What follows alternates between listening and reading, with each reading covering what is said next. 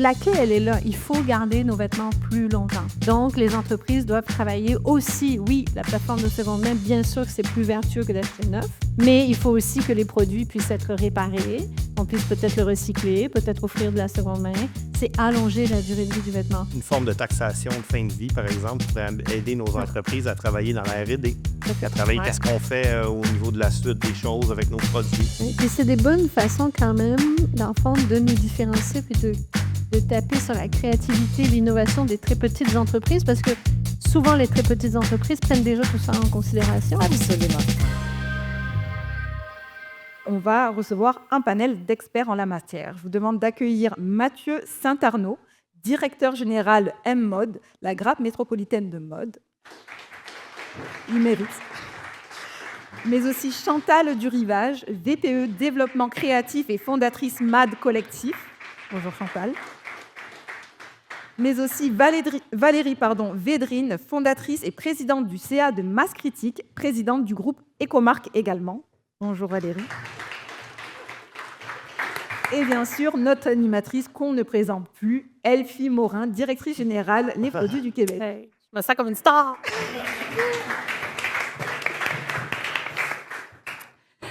Bonjour vous trois. Merci d'être là. Une belle discussion qu'on va avoir aujourd'hui. Premièrement, juste pour vous dire, là, c'est un peu spécial pour nous parce que Chantal, Mathieu et Valérie sont tous déjà venus au balado Les Produits du Québec, l'arrière-boutique. Là, c'est comme si je faisais une édition All-Star. Je les regroupe ici parce qu'on va avoir une discussion vraiment intéressante sur la mode, puis on est tellement certain que ça va être hyper intéressant qu'on le filme pour en faire un balado en direct, là, comme si on était vraiment famous. Alors, bonjour Valérie, bonjour Chantal, bonjour Mathieu. Donc, j'aimerais ça commencer notre discussion avec juste, ne serait-ce que mettre la table en disant comment va l'industrie de la mode au Québec. Peut-être que je pointerais même Mathieu là, avec cette question d'entrée. Bien, merci beaucoup, Elfie. Bonjour à vous deux. Bonjour tout le monde. Comme Elfie l'a dit, mon nom c'est Mathieu, directeur général de la grappe M-Mode, la grappe métropolitaine de mode. Écoutez, nos plus récentes études économiques datent de 2023. Elles sont disponibles sur notre site web dans la section « À propos ». Donc, au Québec, on est 77 500 personnes, individus qui travaillent dans l'écosystème mode et habillement. Sur ce nombre, on est 50 000 qui sont dans la grande région de Montréal. Donc, ça fait de nous une industrie capitale pour la grande région de Montréal. Les retombées économiques, on est environ à 5,3 milliards de dollars au niveau des retombées sur le PIB. Si on ajoute à ça les retombées indirectes de 2,6 milliards, ça nous amène environ à 7,9 milliards de retombées sur le PIB. On génère 1,4 milliard de dollars de revenus pour les différents paliers de gouvernement, qui est une somme assez importante. Et on est environ 6 500 entreprises employeurs, donc des entreprises qui ont minimalement un employé ou qui génèrent un salaire. À ce chiffre, il faut ajouter environ 4 200 solo-entrepreneurs ou micro-entreprises là, qui ne sont pas capables de générer un emploi. Vu ce qu'on vient parler ici de fabrication locale, on a aussi en 2021 fait une étude sur la valeur de la fabrication locale dans l'écosystème mode et habillement. Donc, qu'est-ce qu'une étiquette, là, comme on dit, fait au Canada? Donc, une étiquette fait au Canada, c'est un produit qui a été, dont l'étoffe peut venir le tissu peut venir, ou la peau peut venir de n'importe où dans le monde. Au Canada, on la coupe et on la confectionne. Donc, si on fait ces étapes de production-là, on peut ajouter sur notre étiquetage « Fait au Canada ». Alors là, quand vous allez arriver à la maison, vous regarderez sur vos petites étiquettes. Si on a des étiquettes qui disent « Fait au Canada », ça veut dire que minimalement, la coupe et la confection est fait ici. On ne peut pas dire « Fait au Québec ». Là. On peut pas, on peut pas, non. Les règles d'origine ne nous disent pas ça, Elfie, encore. OK. On peut l'ajouter à l'extérieur. On peut l'ajouter où on veut. Fabrication à Montréal, fabrication au Québec, fabrication dans les autres étiquettes, mais l'étiquette de vêtements qui définit les règles d'origine, on ne peut pas. Ça génère, pour chaque million de dollars qu'on fabrique au Québec, donc on ajoute 1 million de dollars de plus de fabrication locale, ça génère 936 000 dollars de plus sur le PIB, ça génère 587 000 dollars en revenus pour l'emploi, ça génère 270 000 dollars de bénéfices, 325 000 dollars en taxes, impôts et cotisations sociales pour les gouvernements et 14 emplois de plus dans notre secteur. Les grandes priorités, parce que tu en as parlé aussi, c'est sûr que nous, on existe depuis 10 ans à la grappe M-Mode, puis on a vu au cours des dernières les dernières années, des changements qui sont là pour une moyenne, courte période de temps, qu'on pense à la météo, aux différents moyens de pression qu'on a eus dans les chemins de fer, dans les ports, le climat géopolitique, les taxes d'importation, par exemple, tout ce qui touche le cargo, le transport, le contexte économique. Mais notre priorité qu'on peut dire, le constante des 10 dernières années reste tout ce qui touche à l'emploi, aux besoins de main-d'œuvre dans notre secteur. Fait que ça reste le défi en ce moment. Ça reste encore le défi. Si moi, je peux me permettre de complémenter, évidemment, c'est des chiffres toujours hyper impressionnants à entendre dans le secteur dans lequel Il y en on a œuvre. beaucoup, hein? Oui, mais c'est des gros chiffres, fait que c'est bien. De notre côté, au niveau du MAD, on est concentré avec le festival et la plateforme MadShop sur les très petites entreprises. Donc, comme tu mentionnais, il y en a quand même énormément au Québec. Et on juge que c'est vraiment, ça fait partie de notre tissu social parce que ces entreprises-là, non seulement elles sont dans les quartiers, elles font vivre les quartiers, elles sont souvent les premiers emplois des étudiants. Elles viennent créer toute une vitalité. Souvent, les touristes vont avoir envie de se rendre là. Elles sont innovantes, elles sont aussi extrêmement dynamiques parce que ce n'est pas des paquebots, c'est des petites entreprises, mais elles sont bourrées de défis et en ce moment extrêmement fragilisées, il faut se le dire, parce que notamment, bien, évidemment, le contexte de la compétition internationale, que ce soit les chaînes de ce monde, qui les atteignent aussi, non seulement par les prix, par la tendance qu'ils créent, mais aussi par le fait que, évidemment, ils ont accès à des budgets phénoménaux que les designers ne peuvent juste pas pouvoir soutenir à cet égard-là. Donc, c'est pour ça qu'en les rassemblant dans des initiatives comme le festival ou comme le shop, ça vient créer vraiment une synergie importante pour ces entreprises-là, puis leur donner un peu d'oxygène là, dans ce milieu compétitif. Et c'est notre tissu social, économique, culturel au Québec. C'est vraiment notre fierté, il ne faut pas les perdre.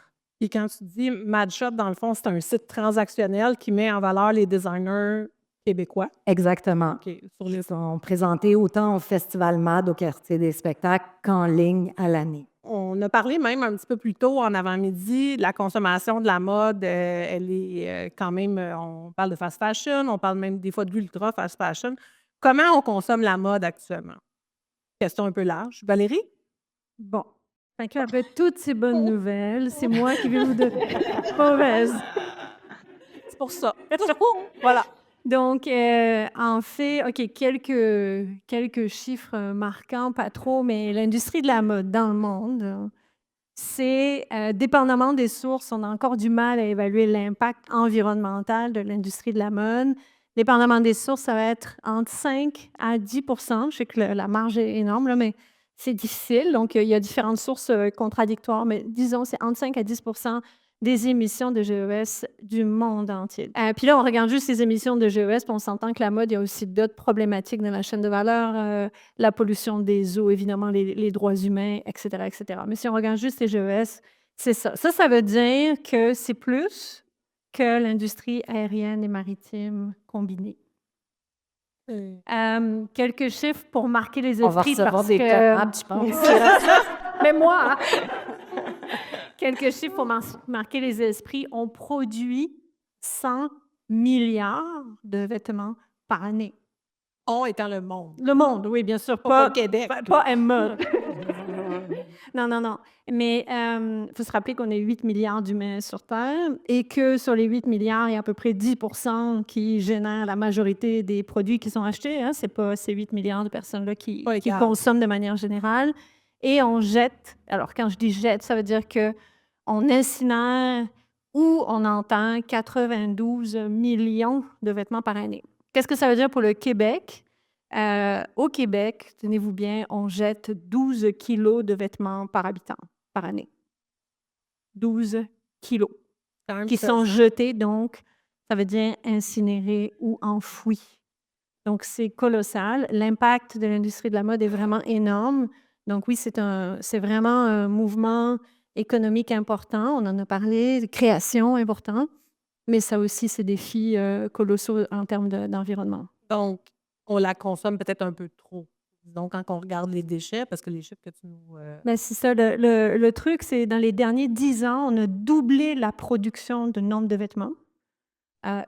parce que fast fashion, ultra fast fashion, mais on l'utilise moins à 40 C'est-à-dire que dans nos garde-robes, le taux d'utilisation de nos vêtements a chuté de 40 Donc, on en achète plus, donc on en produit plus, ou on en produit plus, on en achète plus, bref. Mais en même temps, on les utilise moins. C'est qui le consommateur de cette fast fashion-là, Chantal? En fait, il y a une étude qui a été faite par l'Union des banques suisses sur le profil notamment des consommateurs de chaîne.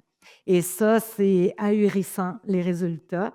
En fait, on pense que le consommateur de chaîne ou de Temu ou ce genre d'entreprise-là est principalement la génération Z parce que c'est beaucoup véhiculé via TikTok ou les médias sociaux. Mais le profil type de la cliente ou le client chaîne et Temu a 35 ans, a un salaire annuel de 65 300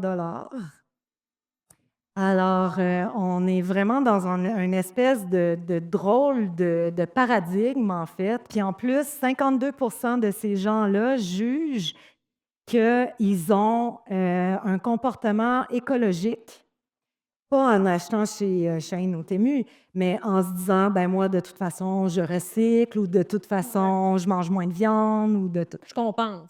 Je compense, ça fait qu'ils rationalisent tout ça. Et aussi, 67 en fait, sont prêts à payer pour un bien qui à caractère plus écologique. Fait qu'il y a vraiment une espèce de drôle de comportement du consommateur. Puis c'est d'ailleurs pour ça, ce matin, que j'adressais la question au niveau de l'alimentaire.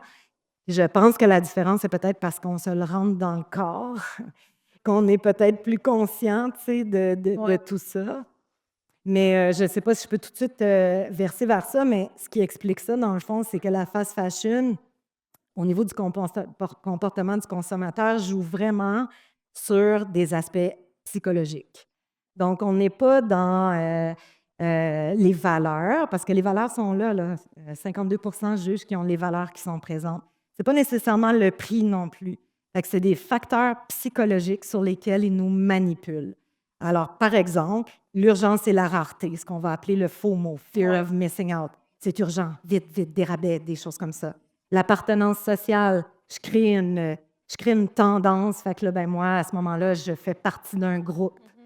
Gratification immédiate, c'est spontané, ça crée une émotion, on est content, ça arrive le lendemain, là, c'est sharp, tout ça. La rationalisation, justement, donc moi, de toute façon, je recycle, tout ça, ou je composte, ou fait que ça, sont capables d'excuser leurs gestes. Et la dissonance cognitive, c'est de dire, ben, de toute façon, toutes ces affaires d'environnement-là, c'est pas vrai. Ça n'existe pas, tout va bien, de toute façon, il fait juste plus beau cette année. Donc, la fast fashion joue et, en fait, influence et manipule le consommateur. Donc, moi, je me dis, comment on pourrait éventuellement utiliser ces éléments psychologiques-là, ces facteurs psychologiques-là, pour mener le consommateur vers l'achat local. Et non pas peut-être en disant l'environnement ou en étant moralisateur ou des choses comme ça, mais bien en disant ben, comment on crée ce qu'ils font, là, la rareté, comment on crée l'appartenance sociale, comment on fait une gratification immédiate, comment on joue sur ces facteurs psychologiques-là qui éventuellement pourraient avoir un impact positif sur l'augmentation de l'achat local. Parlons-en du consommateur parce qu'ultimement, c'est quand même lui qui achète, c'est quand même lui qui fait l'acte d'acheter. Tu as parlé de la génération Z qui est plus sensibilisée. C'est quoi son rôle dans ce phénomène-là? Puis comment qu'on s'adresse au consommateur pour faire en sorte justement de peut-être l'éduquer ou le convaincre d'agir autrement, peu importe. Ben, en fait, donc on parle de génération Z. Moi j'aime peut-être plus parler en termes oublier un peu cette espèce de segmentation démographique, mais plus aller dans du psychographique, donc tu l'as bien dit. C'est un espèce de grand écart. Puis ça, on le voit dans quand même beaucoup de catégories, dans la mode surtout. C'est un espèce de grand écart. Oui, j'ai des valeurs. Oui, je veux acheter de manière responsable et durable. Oui, je suis prêt à payer, mais je ne suis pas prêt à faire de concessions sur l'accessibilité, la gratification instantanée. Donc, c'est très complexe. Et un des points dont j'entends souvent parler, c'est « et en plus, le client n'est pas prêt à payer plus. » C'est pas vrai, il ne le fait pas.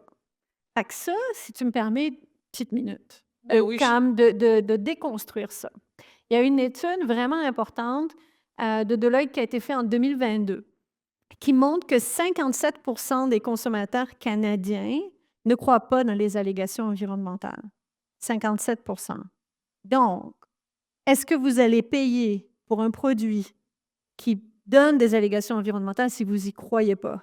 Ben, non, forcément, on devient cynique. Puis je suis sûre que tous entre nous, on a un jour fait un achat, on pensait qu'on faisait une bonne action. Ah, ça, c'est bon pour l'environnement, c'est écrit.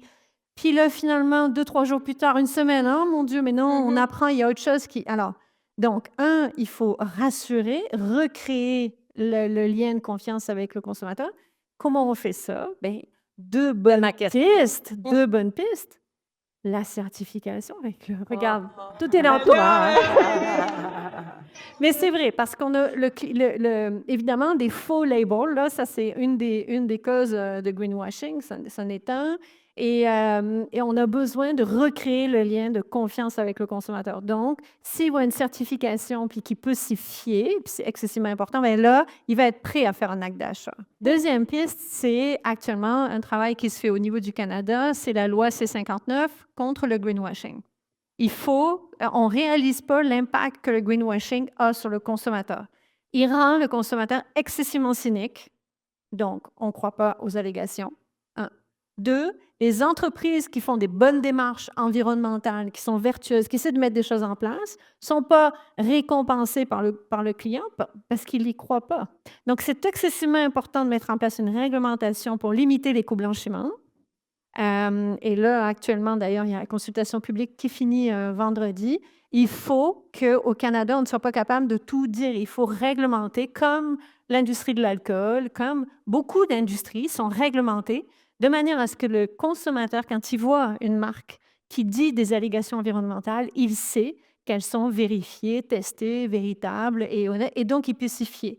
Et le jour où on va recréer ce lien de confiance-là, bien là, on va voir les bénéfices. Est-ce que ce projet de loi-là prévoit des contrôles ou c'est juste, ça repose sur les consommateurs si je peux me permettre, de dénoncer un peu du greenwashing? Donc, il y a beaucoup dans le projet de loi, beaucoup en fait de précision au niveau de ce qu'on doit faire ou ne pas faire pour éviter l'éco-blanchiment. Et à partir de juin 2025, puis c'est important qu'on soit tous au courant, à partir de juin 2025, tout le monde va être capable de faire, dans le fond, une réclamation au Bureau de la concurrence en disant que les entreprises ont fait de l'éco-blanchiment. Et ça, écoutez-moi bien, c'est rétroactif de 1 an. Donc, ça veut dire que même ce qui se passe actuellement, les entreprises doivent savoir quoi faire et ne pas faire aujourd'hui, parce qu'entre maintenant et juin 2025, en fait, ça va pouvoir être amené au Bureau de la concurrence. OK. Bien, à suivre. À On suivre. va souhaiter une belle suite de ça. Mathieu, ça fait longtemps que je ne t'ai pas entendu. Fait que j'ai envie que tu me parles, tu sais, bon, à la Grappe Mode, tu es la meilleure personne pour nous parler de ça. La fabrication locale au Québec, tu sais, souvent, on a tendance à penser qu'il y en a peu ou il n'y en a pas. Comment ça va? Ben, écoute, c'est une bonne question. Dans tous nos créneaux statistiques, depuis la pandémie, le seul indicateur qui est en croissance, c'est les métiers de fabrication de vêtements au Québec. Donc, on a 5000 personnes de plus aujourd'hui qui travaillent dans nos usines de vêtements qu'il y en avait en 2019. Qu'est-ce qui explique cela? Bien, premièrement, je pense que tout le monde se rappelle ici, pendant la pandémie, on faisait des masques, les entreprises de vêtements faisaient des masques, faisaient des vêtements de protection. Et le gouvernement québécois devait s'approvisionner, cherchait des sources d'approvisionnement pour les produits médicaux et donc des vêtements médicaux. Et si tu avais un plancher de machine à coudre en avril 2020, tu faisais des masques et tu faisais des jaquettes d'hôpital. La deuxième raison, c'est aussi pendant la pandémie, je pense que tout le monde ici est au courant, mais il y a eu un bouleversement des chaînes d'approvisionnement. Il y a eu une tempête des chaînes d'approvisionnement. C'était très, très difficile de s'approvisionner outre-mer. Donc, il y a des entreprises qui ont commencé à chercher des solutions locales de relocalisation de la production, où on dit, il y a un bon terme en anglais, c'est reshoring ou nearshoring, donc de rapprochement des chaînes ou de relocalisation des chaînes. Et la troisième raison, ben, c'est l'achat local. On a eu, rappelez-vous, pendant la pandémie, tous les jours, dans les conférences de presse gouvernementales, on reparlait d'achat local, d'achat local, d'achat local. Donc, veut pas, ben, ça a eu un impact direct au niveau de la fabrication de vêtements locaux. Si je comprends bien, il y a un temps aussi au Québec où il y avait plus de production Ouais. vestimentaire. Exactement. Si ici, dans la salle, je suis sûr qu'il y a des gens qui ont déjà entendu parler du quartier Chabanel, hein, le district central. Donc, Chabanel, le district central est réputé pour un secteur d'industrie lourde dans les années 70, 80, 90. Et on avait, au milieu des années 90, 60 000 personnes qui travaillaient dans l'écosystème mode et habillement au Québec, dans la fabrication seulement. Ce chiffre-là, entre 98, 99, 2000 et 2015, est passé de 60 à 15. Donc, en 2015, on avait environ 15 000 personnes qui travaillaient dans la fabrication de vêtements au Québec. Et depuis ce temps-là, on voit une croissance de ce nombre-là. Le bas de la côte a été 2015. Et là, on voit que tranquillement, ça remonte. Puis au cours des dernières années, on a eu un boom là, de 5 000 emplois de ce côté-là. Fait que c'est un peu l'histoire de la délocalisation de la production. Ça s'est fait pour des raisons financières, principalement? Principalement, il y a eu l'ouverture des marchés, il y a eu la baisse des quotas. Les entreprises de vêtements se sont dit, nous, on va aller faire nos vêtements ailleurs parce qu'il y a d'autres opportunités au niveau du prix. Les entreprises de textiles, donc ceux qui faisaient des étoffes, se sont dit, nous, on va s'en aller dans d'autres secteurs textiles, soit les tapis, que ce soit l'automobile, que ce soit les mobiliers, par exemple, les avions, ces choses-là, les éoliennes, le géosynthétique. On va s'en aller dans d'autres secteurs textiles. Donc, il y a eu, on peut dire, un divorce entre la fabrication de vêtements et le textile au début des années 2000. Et là, c'est en train de chicane, on essaie de rapprocher les liens aujourd'hui, mais c'est un petit peu la courte histoire de la délocalisation de la production. Et la relocalisation. Et là, présentement, on vit un mouvement de relocalisation. Comment, selon vous, la collaboration entre les différents secteurs, que ce soit design, fabrication, distribution, peut renforcer l'industrie locale ou en fait l'achat local de l'industrie de la mode au Québec? C'est évident que la collaboration est la base, à mon avis, de la santé de ce secteur-là. Dans notre cas, nous, on est vraiment dans la collaboration culturelle, que ce soit en danse, en musique, en mode. Ces gens-là collaborent, ça ouvre au niveau de leur visibilité, ça ouvre leur marché, c'est un lien direct avec le consommateur. Le consommateur peut aussi vivre une expérience parce que je mentionnais tantôt qu'il y a l'aspect psychologique. Donc, nous, en fait, au niveau du festival ou que ce soit le Mad Shop, c'est vraiment de créer des émotions, de raconter une histoire, de faire en sorte que le consommateur ait un lien de proximité avec, un peu comme vous faites, puis qu'on travaille en collaboration aussi, là, à partir du moment où tu dis c'est local, voici la personne derrière, voici son produit. Donc, nous, c'est à ça qu'on travaille là, pour faire en sorte d'augmenter l'intérêt, la passion pour l'achat local. Si je peux juste ajouter quelque chose, bonifié, Chantal, si tu permets. Tu as parlé tantôt que vous apportez une assistance à beaucoup d'entreprises de petite taille. Au Québec, on a parlé d'à peu près 11 000 entreprises, 12 000 entreprises. Tantôt, 97 d'entre elles ont 50 employés et moins. C'est vraiment un écosystème de petites entreprises. Puis quand tu es une petite entreprise, un des enjeux, c'est les liquidités.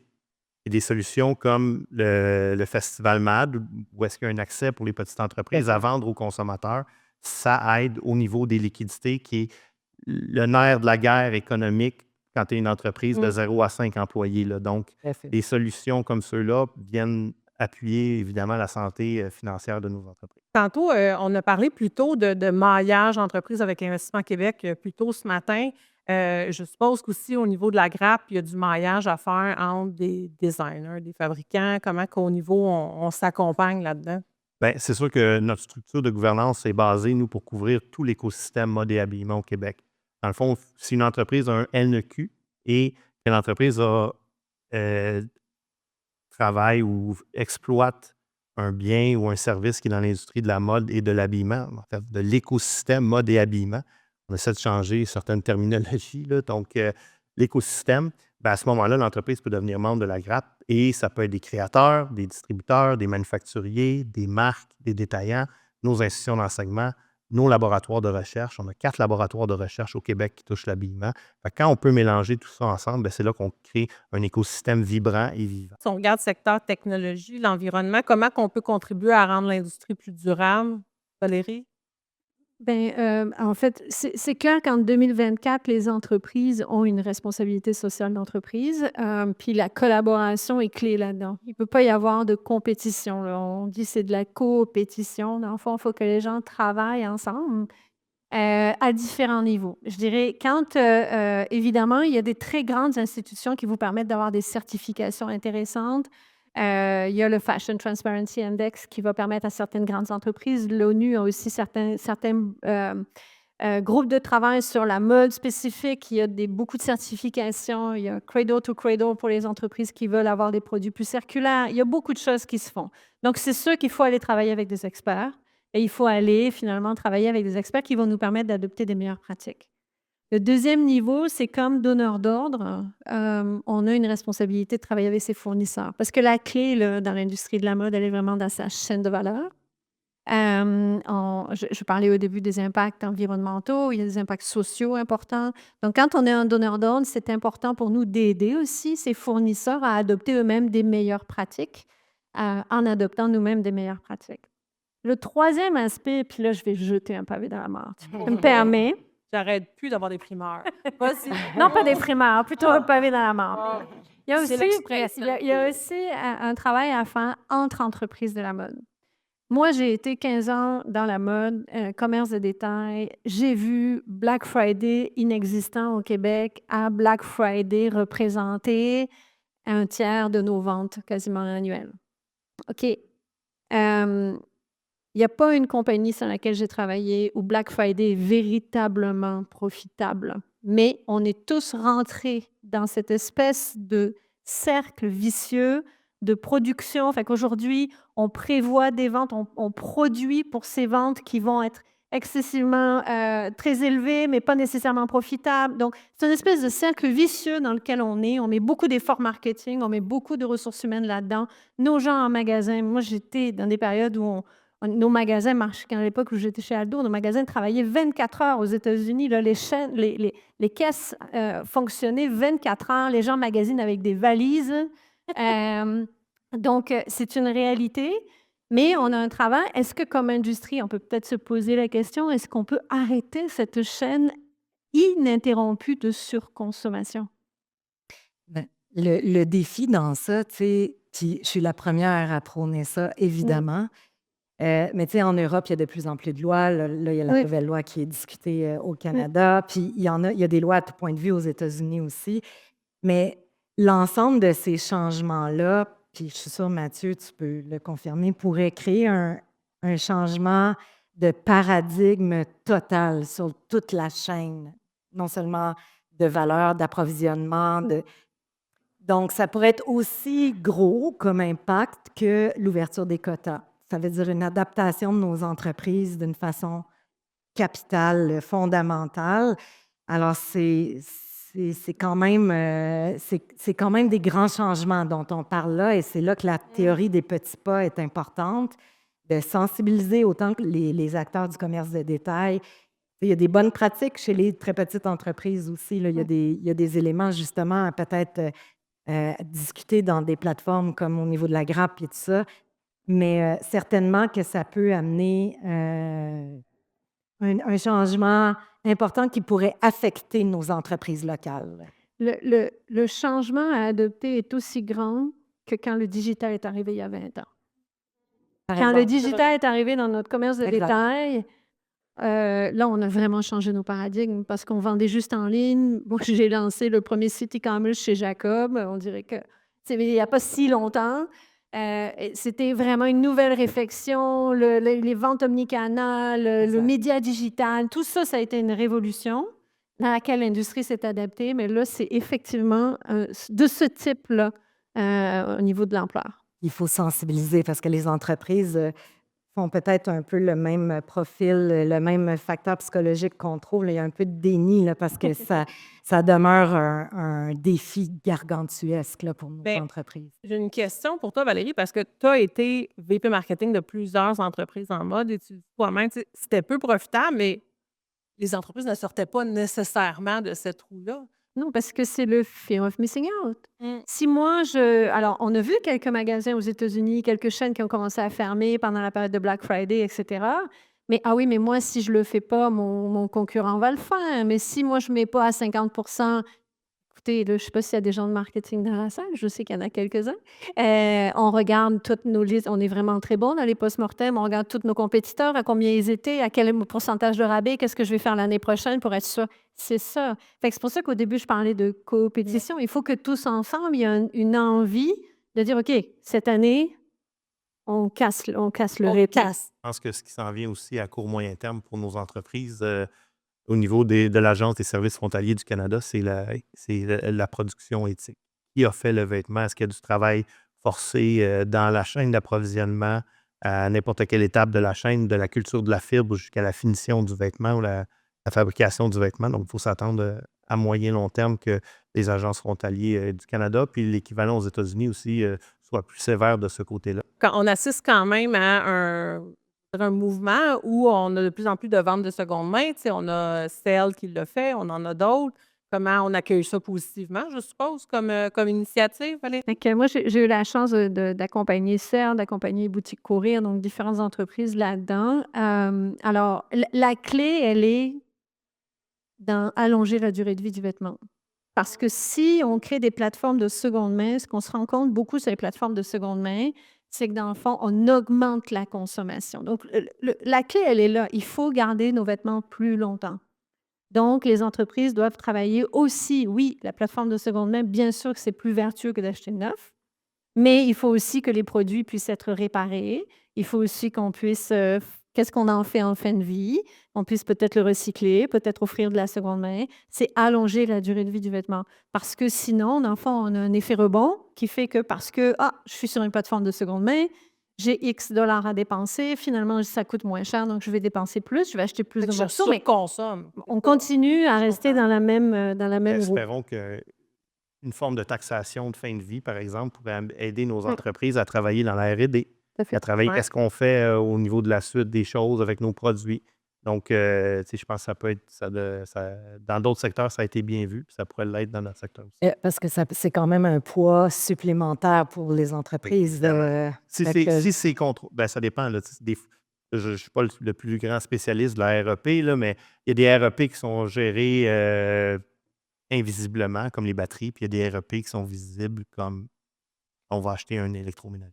Oui, puis c'est des bonnes façons quand même, dans le fond, de nous différencier puis de taper sur la créativité, l'innovation des très petites entreprises parce que souvent, les très petites entreprises prennent déjà tout ça en considération. Absolument. Donc, il y a vraiment une façon de se distinguer puis de valoriser ça, puis au point que tu faisais au début, et donc de se différencier par rapport aux très grandes chaînes, les très gros budgets. Et puis, voilà. Et de mettre des efforts pour que les consommateurs croient nos allégations. Ouais. C'est ce que je comprends aussi. 57 c'est pas très bon comme résultat. Donc, beaucoup de choses intéressantes qui ont été discutées, beaucoup de défis aussi, des choses positives quand on parle de relocalisation, des beaux projets de loi aussi, dans le sens qu'on s'en va quand même vers une communication plus transparente. Mais on a encore peut-être 1 minute ou 2 pour prendre des questions. J'en ai à l'écran. Je vais commencer par la salle s'il y en a. Je me demande s'il y a des mesures qui sont prises en Europe en ce moment, surtout contre Fein et Temu, comme une taxe de 7 euros, je pense, 5 euros, je pense. Il y a aussi le passeport digital qui s'en vient pour la traçabilité, la sécurité.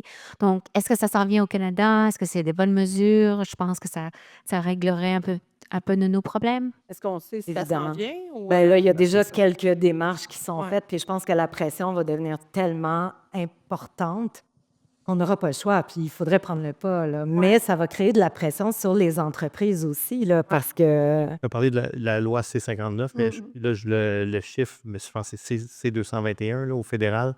Si tu es une entreprise de... Louis, peut-être tu t'en rappelles, là, c'est 20 millions d'actifs, 40 millions de chiffre d'affaires ou 200 employés, tu dois indiquer ta traçabilité sur ton site web. Alors, c'est arrivé depuis le 31 mai dernier. Ça, c'est probablement la Fédération canadienne du vêtement qui peut vous éclairer le plus sur l'ensemble des législations fédérales. J'ai une question ici. Pensez-vous qu'une solution pour limiter la surproduction de textiles pour le Black Friday soit de ne mettre en rabais que l'overstock d'une entreprise? C'est fou parce que Black Friday est devenu ce qu'il ne devait pas être. En fait, aujourd'hui, on achète pour Black Friday. À l'origine, Black Friday, c'était une période où, effectivement, on mettait en rabais l'overstock, les invendus, mais aujourd'hui, on n'est plus du tout dans cette réalité-là. Ça représente une portion infime des ventes. La réalité, c'est qu'aujourd'hui, les acheteurs achètent pour Black Friday. On achète pour des produits qui vont être en rabais. Donc, ça fait partie de ça. Fait qu'en fait, peut-être que la solution serait de revenir peut-être à ce que c'était, à faire des soldes. C'est pas négatif en soi, hein. S'acheter un manteau à Black Friday, si on en a vraiment besoin, c'est pas un problème en soi. Le problème est qu'aujourd'hui, on a l'impression qu'il faut absolument acheter à Black Friday parce que c'est absolument des deals, mais la majorité du temps, ça ne l'est pas forcément. Puis dans le cas des très petites entreprises, dans le fond, c'est l'overstock Oui. qui est vendu dans cette période-là. Là, ils profitent de l'occasion justement pour liquider un peu ce qu'il y a de trop, là, qui est justement, quand c'est toujours une question de liquidité, là, quand tu as 3 000 d'inventaire qui dort, là, c'est le moment. Et Voilà. c'est excellent pour les... Oui, Exactement. ça, c'est positif. Tout à Ça, fait. c'est, voilà. Est-ce qu'on observe un autre comportement de consommation de la génération Z? On a parlé d'attente, sans compromis, d'ouverture en même temps. Comment qu'on la définit, notre génération Z? C'est vraiment le grand écart. C'est ce qu'on disait. C'est je Ouais. veux faire des achats éco-responsables, mais en même temps, je veux la gratification instantanée. Je veux appuyer des entreprises qui sont durables et responsables, mais en même temps, je veux que ça arrive aussi vite qu'Amazon. Donc, c'est cette espèce de grand écart là, continuel. Puis malgré la non-volonté de Mm. mettre un démographique, puis je comprends parce que c'est souvent mais quand on entend que la consommatrice de chaîne a 35 ans, ça reste quand même, on n'est pas dans la génération Z, là. Fait qu'il ne faut pas non plus jeter tout le blâme sur cette jeune génération-là. Là, on est tous un peu... je serais curieuse de savoir s'il y a des gens qui ont magasiné sur ces plateformes-là. C'est mon pas, on ne le demandera pas. Une entreprise qui peut nous inspirer dans sa transition durable. Moi, j'aime beaucoup Martineau Footwear à Québec. Vas-y, parle Belle de entreprise qui fabrique des bottes, qui réutilise les cuirs de ses bottes, qui encourage ses fournisseurs à utiliser des moules de leur collection, prône l'achat local. Donc, un coup de cœur pour moi, Martineau Footwear. Super. Moi, j'irais avec Renaissance. Je trouve que c'est une Renaissance, très belle entreprise au Québec. Et ils font du R&D aussi avec les matières. Ils travaillent vraiment fort et activement. J'ai quand même un commentaire qui dit que c'était vraiment pertinent. Donc, je vous remercie de votre attention, de votre collaboration. C'était vraiment intéressant de vous avoir tous les trois. Si j'avais des cartes chouchous, je vous en donnerais pour mes podcasts. Vous voyez le code QR à scanner à l'écran actuellement. Donc, ça conclut notre panel sur la mode. Merci.